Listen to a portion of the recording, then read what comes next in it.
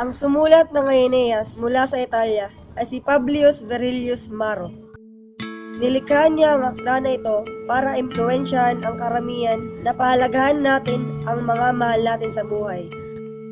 At laging iisipin na hindi pa nagtatapos ang ating buhay kahit sumakabilang buhay na tayong mga tao. Ang uri ng panitikan na ito ay mitolohiya. Ang mga tauhan ng kwentong ito ay si Aeneas. Si Aeneas ay isang matapang na tao. Nais niyang makita ang kaniyang ama na si Anchises. Kaya naman nilakbay niya ang mundo ng mga patay. Pangalawa ay si Anchises. Si Anchises ay yumaong ama ni Aeneas. Pangatlo ay si Sibyl, ang patnubay ni Aeneas patungo sa mundo ng mga patay. Pangapat ay ang mga gumagalang anino sa mundo ng mga patay. Ang panglima ay ang bangkero ng mga yumao. Pang-anim ay si Cerberus, ang aso ng impyerno na may 3 ulo. Ang mga tagpuan ng panitikan na ito ay ilog, impyerno, Elysian Fields at mundo. Aeneas, mitolohiya mula sa Italia, muling isinalaysay ni Eugene Ward Vasco.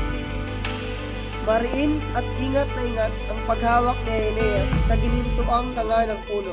Pinakaingat-ingatan niya ito dahil magiging kabayaran iyon sa kaniyang ligtas na paglalakbay sa mundo ng mga patay.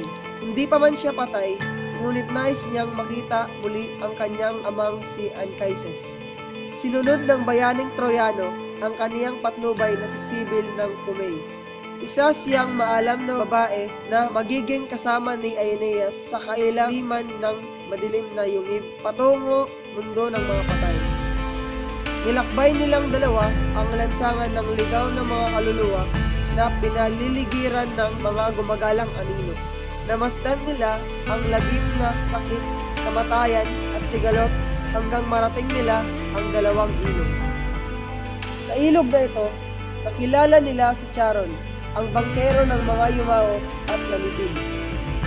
Nagdadalawang isip man, sinakain sila sa bangka habang galit na tumatahol sa mga buhay na bisita si Cerberus, ang aso ng impyerno na may 3 ulo. Batid ng aso na hindi nararapat tumapak sa lupain ng mga patay ang bisitang iyon. Nagpatuloy sa paglalakbay si Aeneas. Tanaw niya mula sa bangka ang labis na kalungkutan at pagdurusa sa impyerno. Dito napupunta ang mga yumaong walang nagawang mabuti habang nabubuhay pa.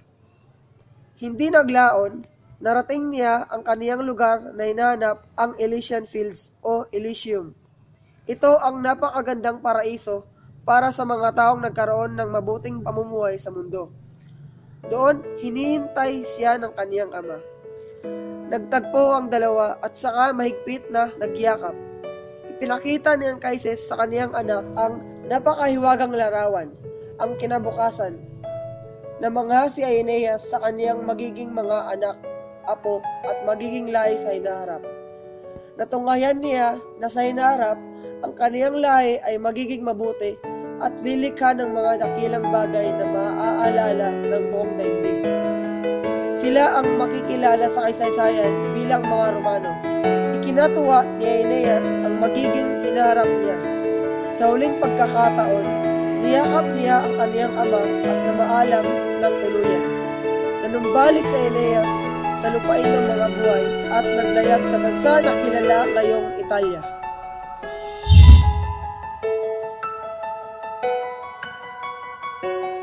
Epektibo ang mga salita na ginamit dahil naunawaan ng mabuti ang kwento.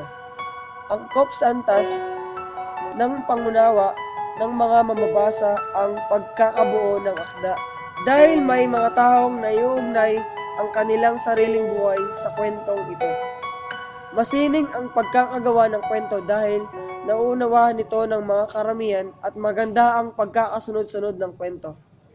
Si Aeneas ay naghahangad na makasamang muli ang kaniyang amang pinakamamahal na si Anchises.